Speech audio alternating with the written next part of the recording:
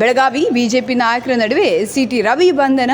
ಸಚಿವ ಲಕ್ಷ್ಮೀ ಹೆಬ್ಬಾಳ್ಕರ್ ವಿರುದ್ಧ ವಿಧಾನ ಪರಿಷತ್ನಲ್ಲಿ ಗುರುವಾರ ಅಶ್ಲೀಲ ಪದ ಬಳಕೆ ಮಾಡಿದ ಆರೋಪದ ಮೇಲೆ ಬಿಜೆಪಿಯ ವಿಧಾನ ಪರಿಷತ್ ಸದಸ್ಯ ಸಿಟಿ ರವಿಯನ್ನು ಹಿರೇಬಾಗೇವಾಡಿ ಪೊಲೀಸರ ಧರಣಿ ಕುಳಿತಿದ್ದ ಬಿಜೆಪಿ ನಾಯಕರನ್ನು ಬಿಟ್ಟು ಪೊಲೀಸ್ ವಾಹನದಲ್ಲಿ ಕರೆದೊಯ್ದರು. ಸುವರ್ಣಸೌಧದ ಪಶ್ಚಿಮ ದ್ವಾರದಿಂದ ಹಿರೇಬಾಗೇವಾಡಿ ಪೊಲೀಸರು ಸಿಟಿ ರವಿಯನ್ನು ಪೊಲೀಸ್ ಠಾಣೆಗೆ ಕರೆದೊಯ್ದರು. ಈ ವೇಳೆ ಸರ್ಕಾರದ ವಿರುದ್ಧ ಸಿಟಿ ರವಿ ಧಿಕ್ಕಾರ ಕೂಗಿದರು. ವರದಿ ರಫೀಕ್ ಮುಲ್ಲಾ, ವಿಶೇಷ ವರದಿಗಾರರು, ಬೆಳಗಾವಿ ಜಿಲ್ಲೆ.